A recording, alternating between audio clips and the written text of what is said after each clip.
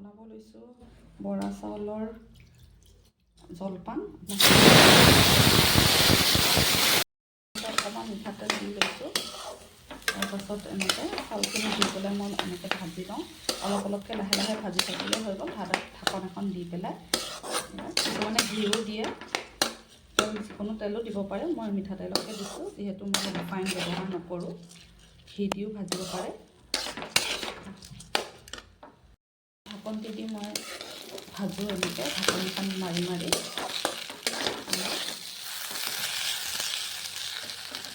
যদি আপোনালোকে বিচাৰে অকণমান পানী দি দিব পাৰে, নহ'লে যদি গাখীৰ ৰুটি খায় তেনেহ'লে গাখীৰ অকণমান দি দিব পাৰে সিজিবৰ কাৰণে। হ'ব, মই ইয়াতে অলপমান চেনি দি দিছোঁ।